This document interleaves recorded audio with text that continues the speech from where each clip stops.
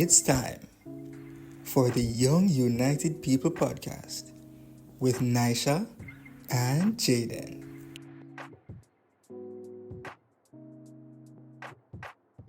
Hey everyone, and welcome to another Yupisode. I'm Nysha. And I'm Jayden. And today we're going to be talking about capacity building. So, our gifts and using them within our churches, all the roadblocks and all the struggles we might encounter, and learning to genuinely appreciate them. Yeah. So, Jayden, what do you believe are your gifts? Do we have time? Are you Do doing we it? have time? I'll preface this by saying I'm somebody who, I guess, struggles with like acknowledging my strengths.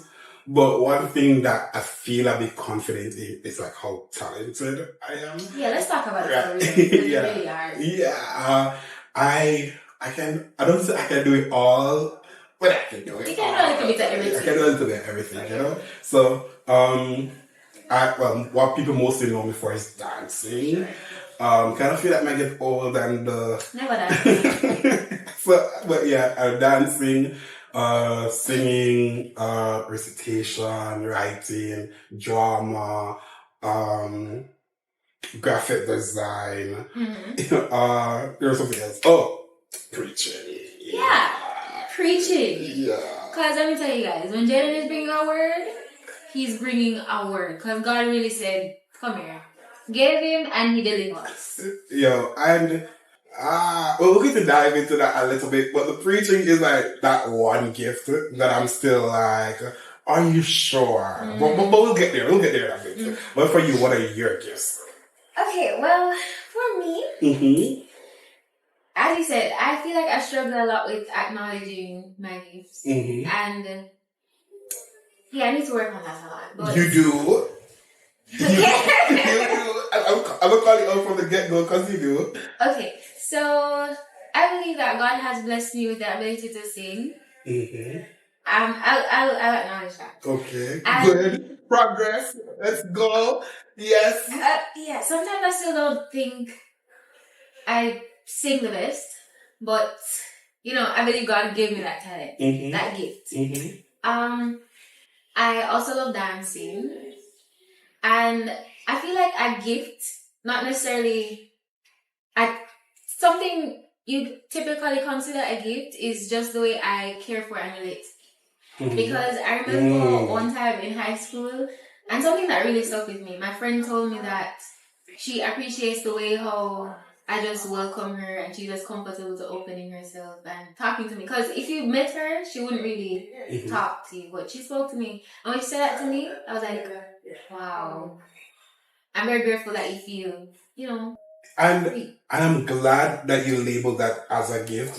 Because I think like when you originally asked me, like I immediately went to the stuff that I probably do on stage and I do creatively.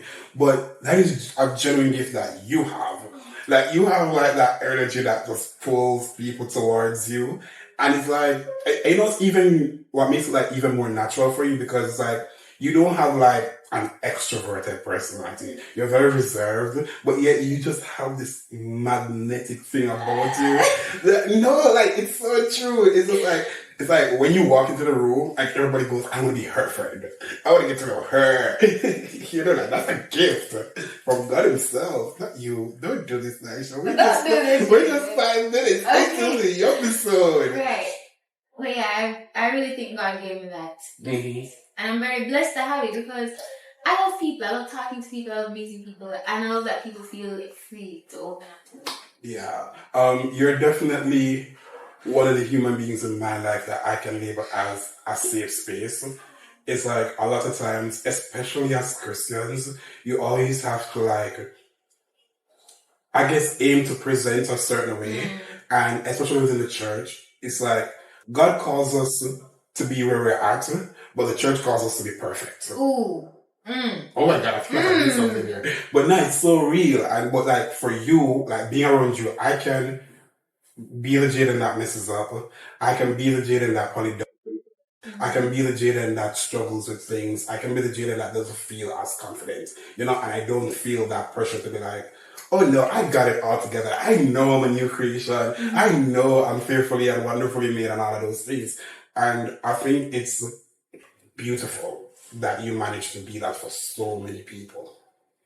You're one of those people. I'm sorry, no, because like you really just gave me a fresh perspective on like gifts, because like even the conversations that I've had about you behind your back have been the most positive conversations ever, you know, because people speak so highly of you. And I'm happy that you're able to acknowledge that, one, this is one of your greatest qualities, but also it is God's gift to you.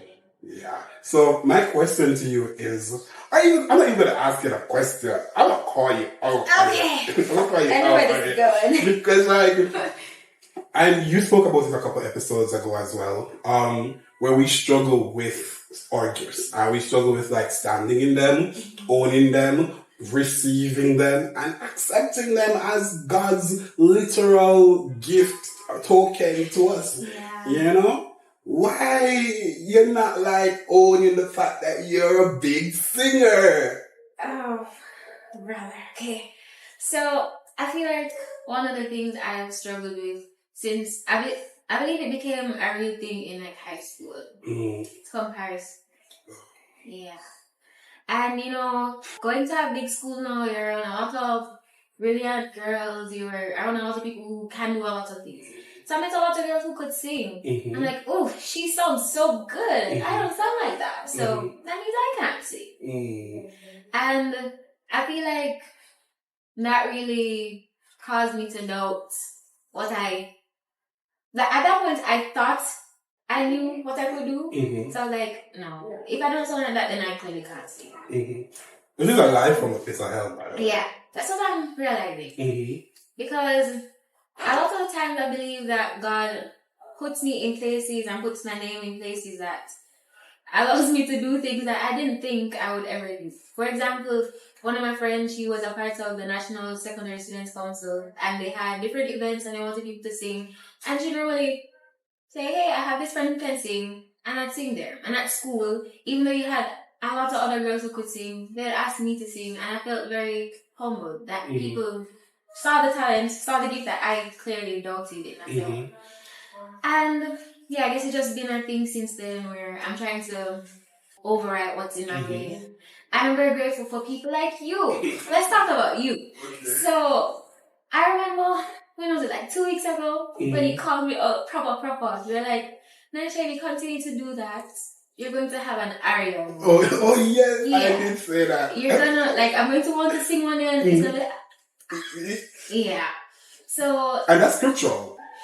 That's scriptural. Yeah. We'll both get into that in a bit. So, I've been working on it and trying to become better at it.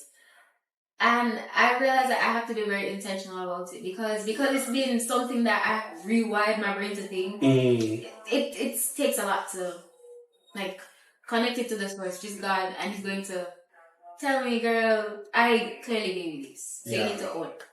And I also want to just highlight something really quick that's a little bit off topic, is a part of growing and becoming what God wants us to be is unlearning things that we've held on to for such a long time, you know? And so we've deluded ourselves for so long to think like, oh, I'm not good enough.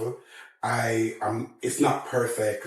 It's not what it's supposed to be. He or she is better than me. And so we have to unlearn all of those things in order to be exactly what He has called us to be, you know? And I remember a few months ago, we were having this online service, and I hit you up and I was like, yeah, I need to sing one of the songs, and you were like, nah, I don't know all of that. But like the type of person that I am, like if you tell me like, you know, I'm probably busy or the voice isn't 100 right now, I'll be like, okay, cool. But if I know you're telling me no because you're doubting yourself, it's not a request, it's an instruction. You're gonna go do this. And I remember, and I feel like that's like the first time I've heard you sing. I don't really sing. You don't really sing. And I was like, but I've heard you like, when we were worshiping together, I've heard it, and I'm like, but this girl has a voice on her. But then, and I picked the simplest song. I'm like, okay, I'm not going to pressure her. I'm going to give her the simplest song. Who sings thanks and make a call of like 40 plus people bawl their eyes out? Who does that? A regular smuggler prayer chorus bawling. Like, and it was like at that moment that I'm like, this girl played in God's face. Cause like the gift. And I don't think you know this. I don't know if anybody has told you, but you were singing to music on the night. We couldn't hear the music. Oh. It sounded a cappella to us. And so, you know, like, music will hide your voice imperfections. Bro, it was flawless. It was flawless. And you saw people going off about it, you know? And so, stand in that, yo. Because, like, he has obviously called you, and your humility as well is what makes it even more profound. You know, because it's like, you're not doing this because Nysha show off. You're doing this because, I gotta push through this and do it for God. Yeah. And that's what makes... Literally. And I believe something that I heard, I don't know how long ago, but it has stuck with me, is that whenever it is that I'm using my gift, it isn't necessarily for the people who I can physically see. It's for an audience of one, and the audience is God. And ever since I heard that, it's kind of changed my person. I'm still struggling to, own it. It's a journey. Yeah, but it has helped me to know that even if people here on earth don't think, she cracked that little one time and she don't sound good. It's much deeper than just singing. It's ministry, and it's in order to build His kingdom here. So there's a lot of weight that I hold. I need to, fully understand that I'm standing it. I know that He's standing with me. And then another thing that I know for a fact is God will never call you to something with no true payoff.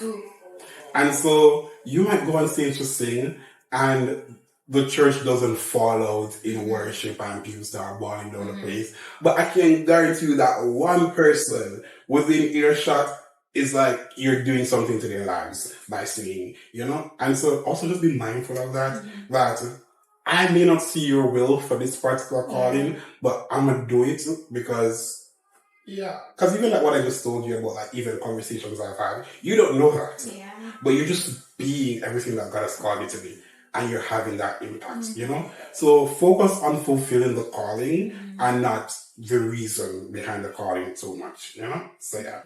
But what I do relate to you on is like doubts in ministry, and I even had a comparison thing.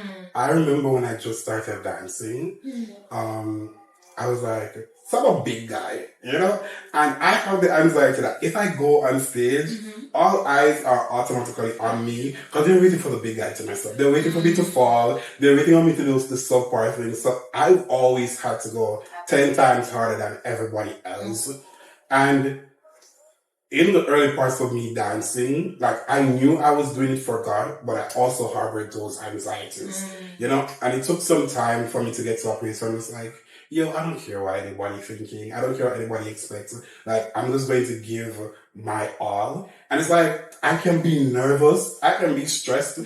The minute that music starts playing, like, I black out completely. And it's just me and God. And it shows. It's just me and God. And it's like, and then sometimes I rewatch dance videos and I'm just sitting there like, oh. So I'm like, I wasn't supposed to do that. Or that wasn't supposed to be that intense, but it's my worship in movement, And I believe that's very, very, very, very, very evident when you say that you're dancing. Thank you. For you, it's very obvious that you're not just dancing because you can dance. You're dancing because it's your ministry. It's one of them. Yeah. But like your moves are very intentional, and you're not just dancing to the rhythms. You're dancing because you know that God did something for you, and He's continuing to do things for you. And you remember Cam when you hurt your wrist? Yeah. And you push through. Yeah. And that just shows how much dancing means to you. It does, but it's not even just the dancing, it's the ministry behind it.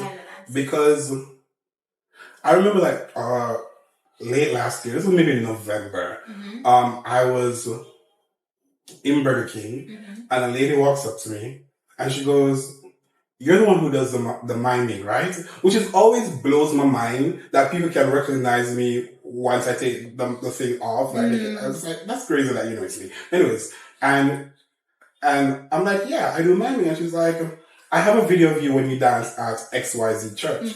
This is a church that I haven't danced at since maybe 2015. So that's like a long time ago. And I'm like, because when she said that she saw me at this church, I'm like, are you sure that was me? And she's like, yeah, I still have the video. I just watched it the other day when I was going through my Google Drive. And I was like, but the last time I danced there was like years ago. And she was like, it was years ago. I'm like, oh. And she was telling me like how much it blessed me and how it even like shifted her mindset on my ministry. Because when I started doing mine, there was so many, what's the word I'm looking for? It was kind of taboo. There was a lot of stigma attached to it within the church space. And so to know that she saw for me what wasn't a performance but was ministry, and it shifted her mindset so that she can accept it when other people are doing it, that means a lot to me. Let us paint the city red at Youth Convention 2024 on May 5 at the Montego Bay Convention Center, where we will come with our praise, we will come for the outpouring, and we will enjoy the fellowship as youths from across the island of Jamaica come together to send up some praise to the Almighty Father. See you on May 5 at the Montego Bay Convention Center. You have to be there. So I want to find out who Jayden is behind this big superstar we see on stage, behind the eloquent speaker. You know, who is Jayden when he's alone, behind closed doors? Honestly, kind of the same in terms of like that passion and commitment to ministry. It's not a performance. Like, I'm very serious about it, consistently consulting God on it, praying about it.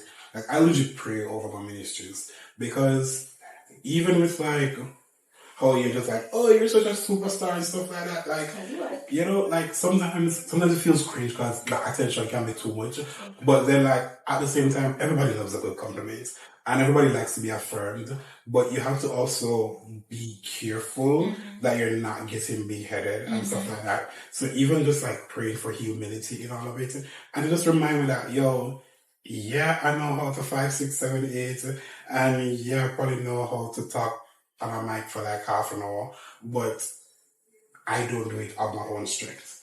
So Janet behind the scene is like fully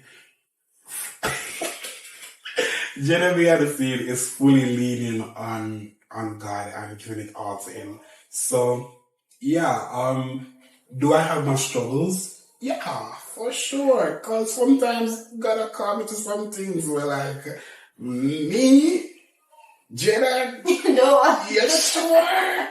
I'm like, pick somebody else. Get somebody else to do it. Yeah, get somebody else to do it. There's like 7 billion people. Oh, you can find somebody else, and you have the power to like make them like. It's not me. Let me just stay over here in my little this. You're not even a little bubble. Like, I don't want to do anything else, but even at that mindset is something that I'm praying about and working on. It's just one day at a time. Yeah. But like also, I'm always working on being better at the things that God is calling me to. So for example, like, let's say praise dance. Because praise dance is my ministry. And sometimes I struggle with it because sometimes it can just feel like moles. You know? And so a part of me is like, I'm always trying to just come up with something that will be fresh, that will bring home God's message. You know, but I can't rest on Jayden to that. I have to rest on God and seek His inspiration on that. But even like with the whole preaching thing, like, yeah, people can be like, oh, Jayden, you're good at it. But it's just like, okay, I'm really good at talking. But I need to be my word more in order to like, so that he can reveal these new things to me. But also, I need to be consulting people who are about that lives. So luckily for me, I'm friends with a bunch of ministers in the church, and I have access to my own minister. And I think about the Reverend Craig's and Reverend Ladia's and Reverend Taras and all of those people that I can call on and be like, this is a text and I need guidance and stuff like that, and even the elders in my church. So I am doing the work behind the scenes to improve on the gifts and calling that God has given to me. What are you doing? Okay, so as I said, me dancing, singing, and I feel like there came a point where everything was just at a standstill. Because, as I said, I really don't think I'm that good of a singer or that good of a dancer. And to be honest, I can't remember the last time I danced. But we should be doing some dances soon, and I don't know how to feel about it. Because suppose I go and let my can't dance no more. So, but I want to get back into doing it because that was where I started. That was what Baby Nysha grew up doing. I started dancing. And so in order to keep building on that gift that I believe God gave me, I need to start working on it again. And then where singing is concerned, if I'm being honest, standstill, I felt like at one point I never sounded good. And that was because I wasn't singing. Like the Ariel moment, I believe I had a partial Ariel moment because it never sounded like she sounded before. So I've refound my love for singing because there was a point where I felt like I was just singing because I can't sing. And I don't want it to be like that. So I came to the point where I was like, okay, Nysha, this is your ministry. And if you're going to do it, you need to do it from a place where you're very confident in what God has been doing for you, so you're able to show that through your words, through how you deliver the message. So that's what I've been doing. I've been refining myself in God, for sure. And yeah, my identity. That's a big part. That's my goal for life, actually. Like redefining myself the way God wants me to. I love that. Yeah. And I believe that will come out in the way I minister to His people. Yeah, for sure. I think ultimately it's just for us to be mindful that one, we do this to His glory, for His glory. We don't do this because, we're able to, but because He allows us to do it. And even like when you think about the text where the master gives, is it about gold, was it? Or the talents? Yeah, the talents or whatever. He gave one 5, another 2, another 1. And the person with 5 and 2 went out and did what they needed to do with it. And they got twofold as a result. But then dude buried his, and it was taken from him. And it's just a reminder in scripture that, these gifts that God has given to me, I better be using them, else you're gonna pack it up. And that's how I felt when I was singing, and I was like, girl, you don't sound like you sounded before. Yeah. So God is gonna be like, give me this. He just gonna snatch it back. And and one of the reasons why I love having my gifts is it helps me to help. So, I am only able to help because I have the gift. So, I'm able to create the content because I know how to design stuff. And you're able to have the event that you want to have done because I'm able to dance, I'm able to sing and stuff like that. And so, it's because of these gifts that I get to serve others. And so, if I want to serve, because that's my main motivation, to just serve. And if I want to serve, I need to be improving on the skills that God has given me to do so. Yeah. And I think that when there are times when you come to points in your ministry where you feel like you can't go on, God will give you revelation and He'll give you reassurance.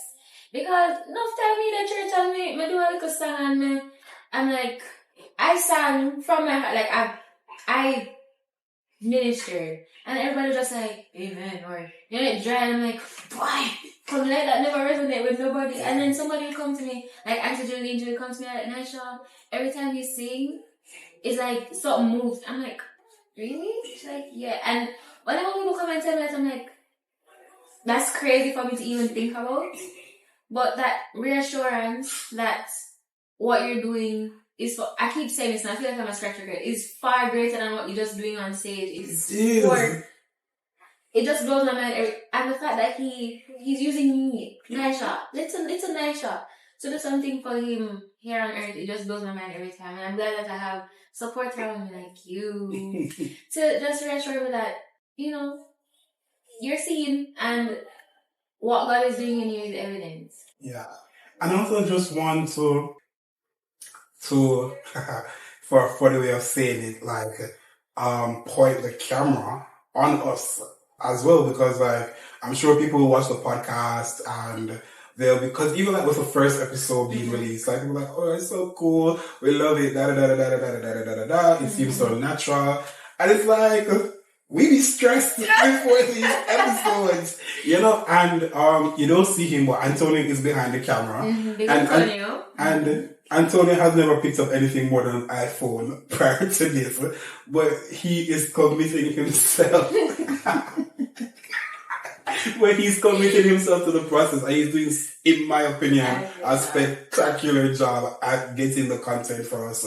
And he's fully committing himself to the process. And it's like, just commit to what God has called you to do, or commit to your capacity to serve, and then everything else will happen. Because I've been wondering Antonio for the content when I'm all the way on the other side of the island, you know, and he's the one who handles that stuff for us while we figure out what's happening here, you know. And even here, we have to like be talking ourselves up to get on camera, because it's not easy. It's not easy. And you also look natural, but we're very, very cognizant that you're right there, you know. But it is also the awareness that it's so much bigger than us. And when you understand the purpose, when you understand the purpose behind your calling, you will be at a better place where you're able to answer. And I also want to add that with answering the call, like, think about a literal conversation. Like, I can answer the call, sure, but if I'm not volleying with you, if I'm not talking something substantial, then the conversation goes nowhere. And it's the same way with answering the call to fulfill whatever ministry. You gotta like be bringing something to the table. You gotta be bringing the energy. You gotta be bringing the passion. You gotta be bringing the commitment and stuff like that for the conversation, which is a calling. Makes sense that it's fruitful, that you will feel fulfilled coming out of it. Yeah. So yeah. When you spoke about commitment, like committing yourself to the work that God has for you, it reminded me of a word about January 1st when I was in church. You know, the watch night service, and I was listening, and I was just, you know, sitting down and like thinking about the new year that was coming. And I believe the word I got for my 2024 was that God isn't asking me to be perfect. He just wants it to be willing. And every single time I think about it, I'm like, Nysha, God knows you're not perfect. He just wants you to be a vessel for him to pour into you. Yeah. And once he calls you, he's going to equip you. He's not going to just bring you and let you go. Yeah. He's literally going to be with you every step of the way. Like, when you think about all the great people in the Bible, they had either something they were struggling with or some kind of like shortcoming, I guess, that seemed to oppose their calling. But what God did was make the provision. So even like, for example, and I love to draw from him because that's my boy, you know, like, he didn't get to experience the promised land, but that's my boy, you know, Moses. Like, Moses was like, man, I can't even talk. I can't even talk, man. And God blessed him with Aaron. You know what? He asked for Aaron, but he appointed Aaron to support Moses' ministry. And that's the thing that we need to be mindful of as well, is that even if you have what is needed to do it, but you also have this weakness coupled with it, he's going to make the provision. I feel like I talk to myself. I'm sorry. What mighty God. Yeah. God of provision. God of provision. Honestly, we have so much more to unpack. We are bringing in Auntie Janet in a bit. And so we're going to catch you on the flip side while we continue talking about, you know, capacity building and using our gifts for God's glory. Stay tuned. Don't go anywhere. Youth Camp is officially back.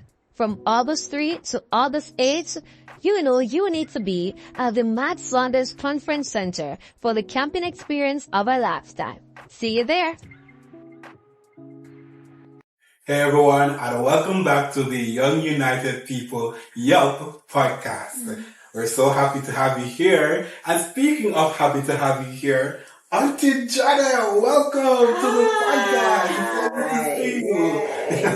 So, for those of you who may be wondering, I call her Auntie Janet, but this is Mrs. Janet McConnell. She is the current Regional Deputy General Secretary of the Southern Region Mission Council. Southern Regional Mission Council. Okay? Yes. See, this is why people like you are so important. Oh dear. No, honestly, because I can speak to my experience with you, and you have been somebody that has helped to mold and guide young people and helping them to understand better what it means to be a part of the United Church in Jamaica and the Cayman Islands. Thank you guys. Yes. Thanks for having me. Happy to have you. So, Auntie Janet, what did ministry look like before you started working here and before you started doing HR at the center? Like within your church growing up? A little girl. Oh, that's a long, long time ago. Yeah, I know. Isn't that so? All right. Well, actually, I did not grow up through youth fellowship and children's ministry as a young child in the United Church. I came from another denom. Okay. So when I came to the United Church, I was already an adult. But I started working in youth ministry in my local congregation. And then on to working with young adults. Well, I was a young adult, so I was a part of the young adults ministry. And then, so I was leading the young adults ministry at my local congregational level. And then I was invited to serve in youth camp or in the camp ministry and young adults ministry at the camp at the national level and at the regional level. So a lot of my early days really was through my local congregation, which my home church is Andrews. Where, as I said before, I worked in youth ministry there, choir ministry, doing all sort of stuff, and then transitioning to the regional level, where I served as a member of the executive for the Young Adults Action Movement at that time. Then after that, at the national level for the Young Adults Action Movement and camp ministry and coordinating Young Adults Camp. And the journey started there. So I candidated for ministry in 2007 for full-time work in the ministry of the United Church. And I started in this region. Really? Yes. And that's why this is my region. I'm really Purple Nation. This is my region. I started in this region in January 2007 as the youth minister for this region. Wow. Yeah. So my question is, what specifically drew you towards youth ministry? Wow. I guess because I was young. Okay. But outside of that, really, I grew up in church. And I was nurtured. I had people who looked out for me, who gave me time to grow and to speak and to be a part of the leadership of my church at that time. I had persons who helped me to understand what it means to be a Christian, who helped me to understand the importance and to appreciate the importance of young people. So young people were affirmed. And I was one of those young persons who embraced the affirmation, but also gave myself to learning from my elders, learning church and being a part of church. And, you had to learn to preach and you had to learn to give a testimony and you had to learn to sit properly and to be a nice girl and not to be crazy, you were taught those things, how to be ambitious, how to carry a spirit of excellence, how to really love people, care for people, and walk right. That's what they would have said to you, walk right. So I was nurtured in that sort of context. And so for me, the matter of nurturing young people, helping young people to be their best self, has always resounded with me because I benefited from that. And I feel that young people are so awesome. They're valuable. They have ideas. They're creative. And if you just nurture them well, they will just blossom. They will bloom. They'll just be awesome. And you can learn so much from young adults and young people. Because the truth is, as you get older, you don't really know some of the things which are current. Yeah. And you can learn from young people. You can learn from a multi-generational setting. Yes. And I'm sold on the multi-generational setting. I don't want to have a team or a setting where you must do big things and you're not getting the perspectives, hearing the voice of other persons from other generations, and men, women, boy, girls. You want to get that. Yes. So you spoke a little bit about being a youth pastor back in the day, right? What was that? What was that like? It was exciting. Okay. Tell us more about that era, because we weren't from that era. Okay. But at that time, the structure of the United Church was this. Each regional mission council had a youth minister, because youth ministry had a central place from which it was driven, which was from the synodical perspective. So you had a centralized ministry, and then you had the ministry being rolled out in the regions under the leadership of a youth minister. And then from there, the ministry would take place on the ground through congregations. So that was the structure. So you had somebody at the central level, at the synodical level, who was responsible for youth ministry in the United Church. And from that desk, you had youth ministers being deployed to the different regions, and then youth ministry taking place in congregations. Okay. So I was responsible for the Southern Regional Mission Council. At that time, it was South Middlesex Area Council. And yes, we're still purple. What was it like? The youth minister at that time was required to understand the vision of the United Church for youth ministry.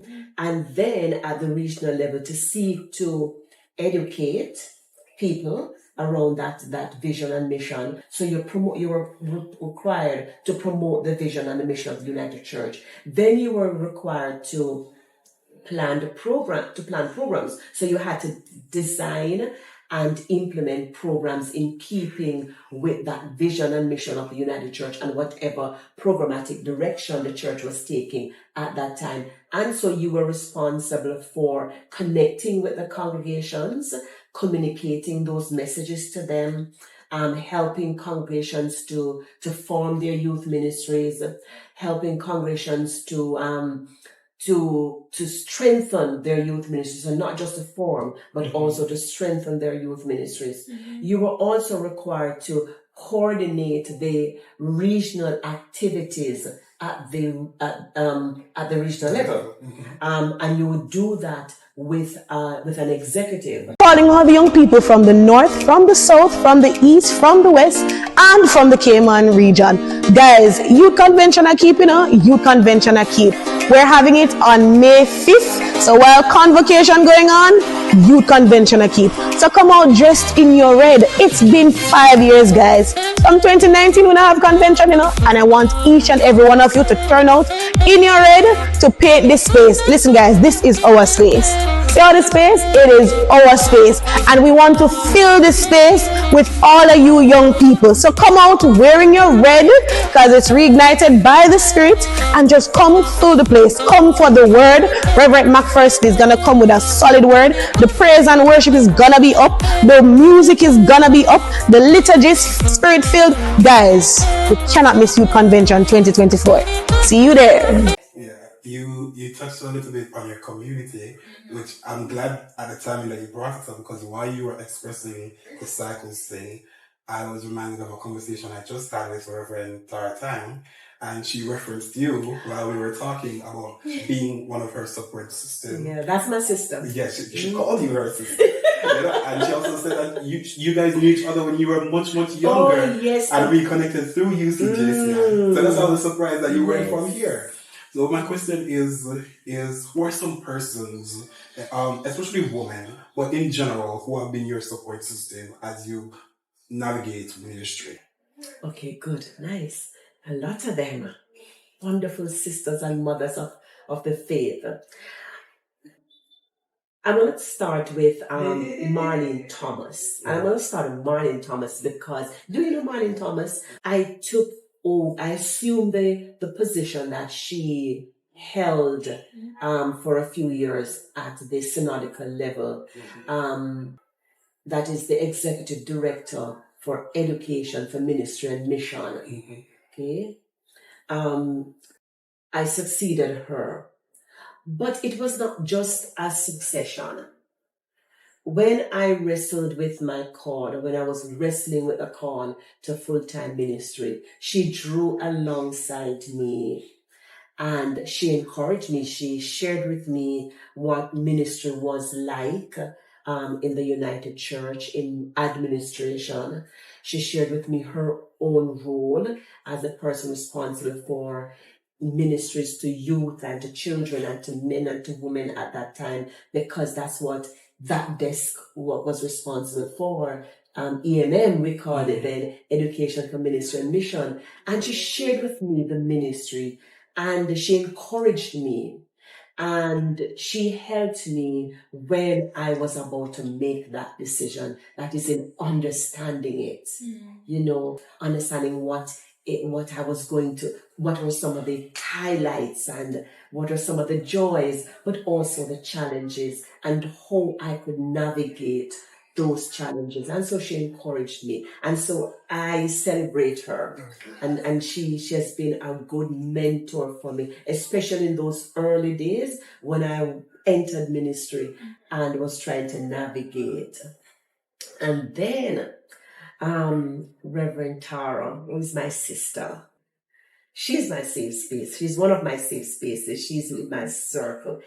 You need to have persons who you can be open with, who you can be blunt with whom you can wrestle, in terms of ideas, and you can.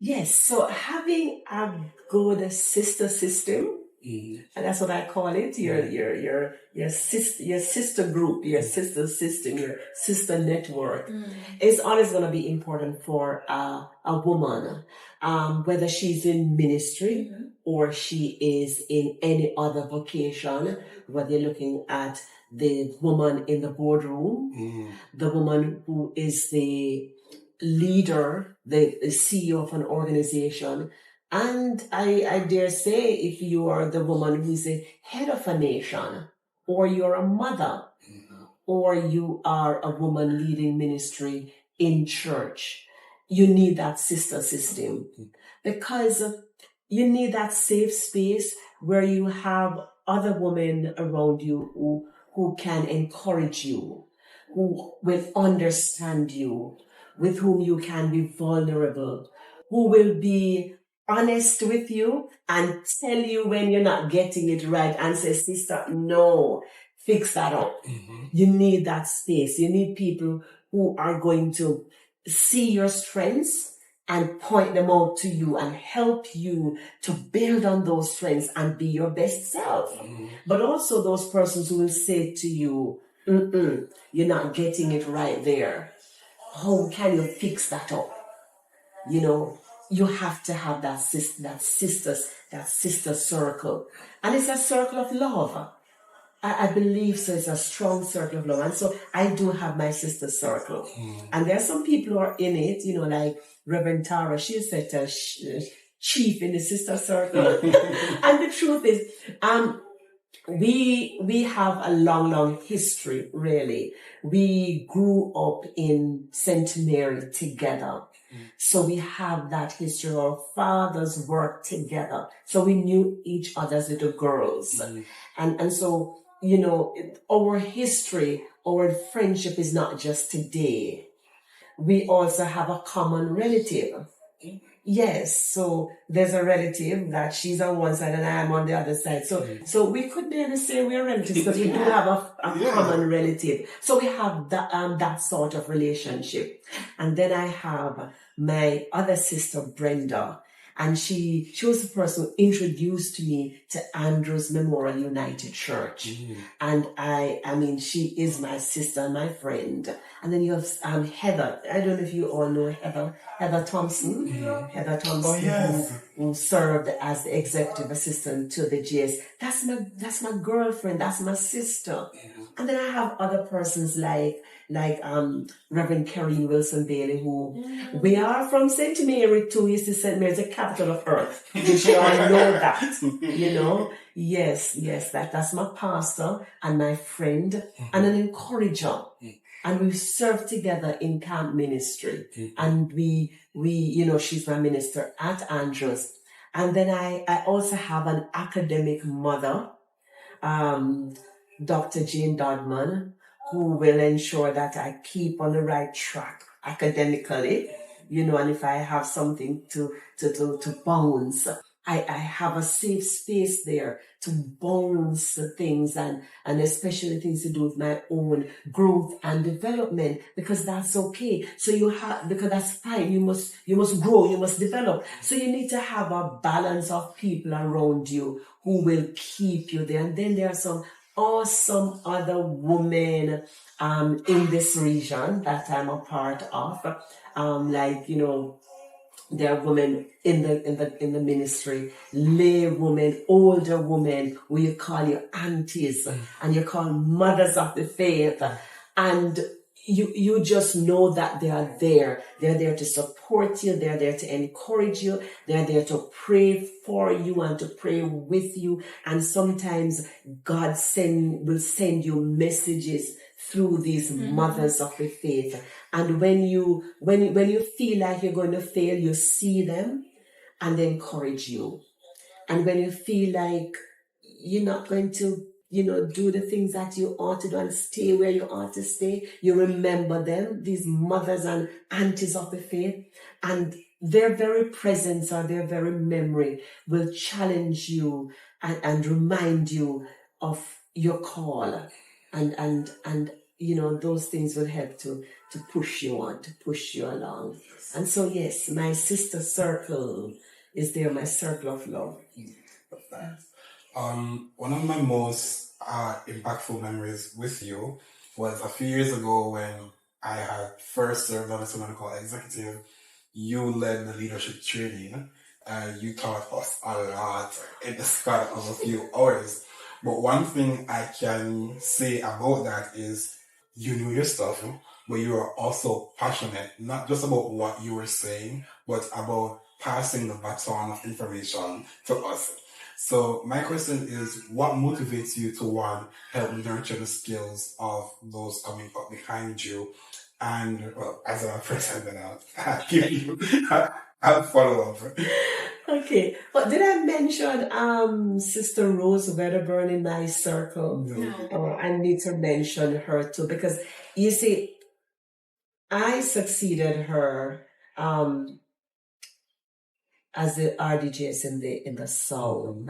But even before that, this is somebody who will take the time to share, because people must be open to learn from others and to share information. And that's it. You don't have it all. Nobody has it all.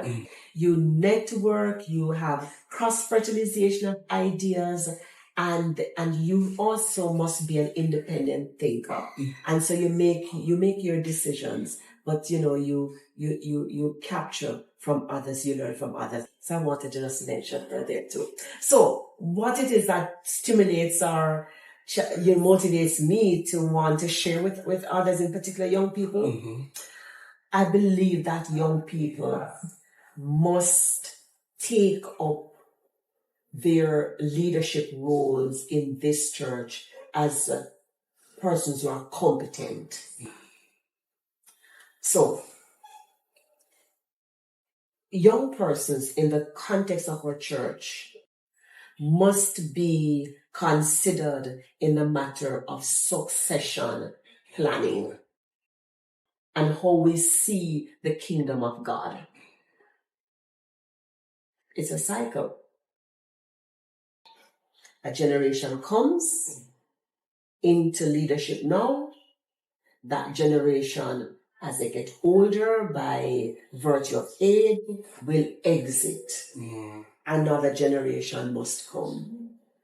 Now, as a church, we must be sensitive to the bench strength. What am I talking about? We must be sensitive to the competencies, to understanding the competencies and investing in the competencies of those who will come behind the current leadership, wherever you are. Yes. Whether it is the leadership at a congregational level, at a regional level, at a synodical level, you must be aware and be sensitive to the bench strength, to the leadership pipeline. There is no way the leadership coming behind the current leadership in any place is going to be strong and be of the very best and be able to achieve the objectives of that time if those who are currently in leadership do not prepare those who are coming behind them, prepare them in terms of knowledge, in terms of skills, in terms of exposure to experiences, so that they might grow and come into their own and be their best. So that's one thing that motivates me to deposit in young people, to invest in their growth, to invest in their development, because they at some point will take over children's ministry, will take over youth ministry, will take over being elders and lay leaders and all different types of leaders, and be ministers and be commissioned workers, commissioned ministers in the context of the church. They will become general secretaries. They will become regional deputy general secretaries. They will become moderators. They must therefore be prepared. And so our young people, in terms of Christian development, denominational identity, the knowledge of the church, I believe that as a church, we must invest in our young people so that we are looking at the sustainability of who we are. And it doesn't mean that we are not depending on God. We are depending on God. We know that the church belongs to God, and God will do only what God alone can do for the sustainability of God's church, for the growth and development of God's church. God will do that. But I believe also that God has charged us with a responsibility to teach them as you go along the path. Write it and put it on their foreheads. Talk with them along the way. Nurture them and allow them to grow up and to step into their own. Yeah, I agree with that. I believe that we are also appointed as vessels to pass those things on to other people, especially the persons who are younger. But I see people like you, and I also think about the Auntie Lydias and the Reverend Times and the Auntie Karen Francis, who take the time out to nurture younger persons. But you can lead a horse to water, but you can't force him to drink. So what then is your advice to the young people who may be listening about their part in their own capacity building? Like, what should they be doing to nurture those things that they're called to? Yeah, I think as young persons, you must also explore your sense of who you are. You smarty ship, you know. I like that. You must explore that. Who am I? Who am I? So I'm a young Christian. What am I called to? The truth is, if you're a Christian, young or old, you're called to be a mission co-worker with Jesus Christ. You're called, you don't have a choice. You're called to be a mission co-worker with Jesus Christ. A young mission co-worker is a beautiful female. A young mission co-worker, a handsome young man. You're a mission co-worker because you're a Christian with Jesus Christ. So what are your responsibilities? Your responsibilities are nested in the gospel. Your responsibilities are right there. It's our call to love God, to worship our God with all your heart, your soul, and everything, and to also preach and teach the gospel to others. So you have that to go out into all the world and to preach the gospel, teaching them all the things that I've taught you. So you have the Great Commission and you have the Great Command. Whether you're older or you're young, it doesn't matter. That is for all of us as Christians. So as a young person, you must wrestle with your responsibilities as a member of the Christian community, as a member of the body of Christ. And so your responsibility, therefore, is to live out your call. You're called to the Great Commission, you're called to the Great Command. So if you're going to live that out, if you're going to be a serious Christian, you must seek to live that out. And in seeking to live that out, it means that you must grow and develop as a Christian. You must understand your Christian identity.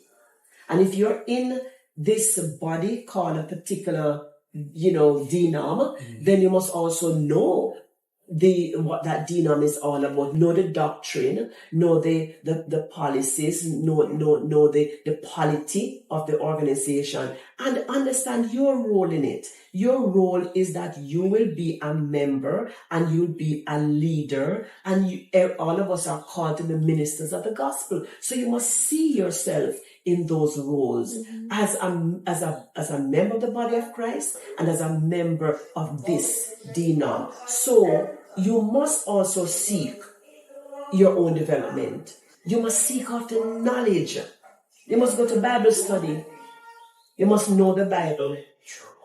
Know the Bible. Whether you're going to go to the general Bible study, you're going to ask that Bible study be arranged through your youth ministry. But you must know that. You must seek to understand the Constitution of the United Church. And it is available, so you must take it up and read it. You must seek to understand the ministries of the church. You must seek to understand the doctrine of the church. And you must find ways to learn these things. And you must ask yourself, what am I going to do to grow, to increase in knowledge and skills, so that I can be a very competent person in the body of Christ, to ensure that I am responding to the Great Commission and the Great Command. I'm responding to the call to love God with all my heart, with all my soul, to go out there and to teach and preach the gospel in whatever way. You must ask yourself, how am I going to be equipped to do these things? How am I going to do it? And you must seek out opportunities through your minister, through your youth ministry leader, and through the organizations that we have in youth ministry, the regional bodies, the synodical bodies. Find out ways, how may I learn? And what is it that I'm going to do? And take up your place. So self-directed learning is also a part of it. Make use of the available discipleship mechanisms at your congregational level and also at the regional level and the synodical level. So come to the events. When there's day of fellowship, come. When there's your regional convention, attend that. Synod, attend it.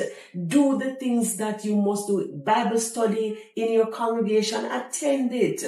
Crusades, attend them.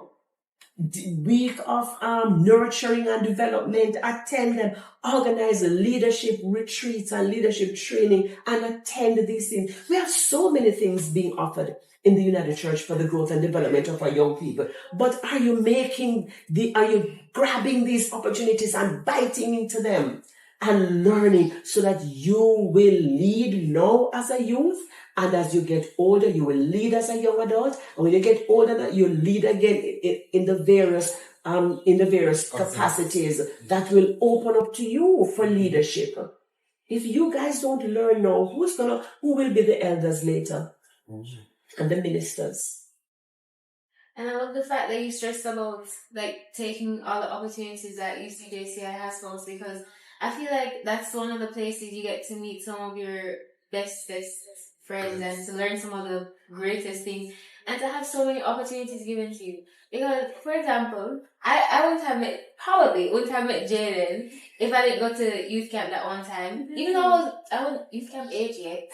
I went there to dance and I ended up staying and I met some of the best people. Yes. And then I went and I served at Teens Camp last year. Good. My first time. It was a great experience, a learning experience. Nice. And Auntie Ladia, Damario met me and they thought it was fit for me to come co-host the podcast. So I feel like whenever you're given the opportunities, you should definitely take advantage of them because you never know what may come with them. Mm-hmm. There's a world of opportunities open to you when you come, show up. But you just show up. And take that step because because for example, like a few years ago, I was just asked, Jayden, can you be the cultural coordinator? For me, don't know what a cultural coordinator is. Didn't even know that I was signing up to be an executive. Didn't know anything, but I was eager to serve and to know and to just take that step and just trust that those who are there will guide you. Then eventually you will have a handle on it. You just have to give yourself to the experience. Yeah. The church is a wonderful place. It is. It's a wonderful place. You know, there are studies done, which the findings, they're telling us that young people who are a part of a church community, that they do well, they do better sometimes than their peers who are not involved in church any at all. And you can do some of that research for yourself and see some of those findings. It's not that church children are brighter than other children. It's not that. That's not what the studies have said. The studies are saying to us that children, young people who are part of a church community where they are actually involved, not just there, but they're actually involved, they do better because of a number of things, including the church community challenges them to make better decisions grounded in Christian principles. And so they make better decisions, you know, in terms of where you go, what you do, who you hang with, the things you say, the things that you do to yourself, the things that you do with others. So you make better decisions. And these decisions are usually grounded in Christian principles. It's also saying that the church community is a community that is nurturing. So it will affirm and encourage. And you have old people and, you know, who will encourage you and will sit with you and will share with you, you know, all sort of things. And they also hold you accountable. So your church community holds you accountable to do well. You pass exam, they call out your name. And then you have to get up and say all those who pass GSAT or PEP or whatever. And they celebrate you. In addition to that, within the church community, you get opportunities to grow in your leadership competencies. So you're exposed and you're challenged and people teach you. You get to do all this fancy stuff that you guys are doing. And young people who don't have this sort of setting don't get these opportunities. And so church is a good place. It's a good place for young people to grow and to grow and develop and be all that you can be in the truest sense of the word. But you're doing all of these things guided by Christian principles. And so the church is a good place. Yes. It is a good place, and it's also a good place because of people like you who see the opportunity to pour into others and do it. And so I want to thank you for the work that you've done over the years and the personal impact that you've even had on me. And I feel like we don't get to interact as often. Oh no! But even in the small moments, you have such a profound impact. So I can just imagine for those persons who get to interact with you on the regular. So just keep doing what God has called you to do. Keep impacting, keep toiling. And I hope that He will just continue to inspire you and motivate you to just push further. I know you've been doing it for a while, but I hope that you just find that new passion year after year as you go on. Thank you, Jayden and Nysha. Thank you. This was such a wonderful experience. I'm honored to have shared this space with you, and thank you for the questions that you have asked. And the affirmation that you have given, and I want to encourage both of you to be your best, whatever that best is.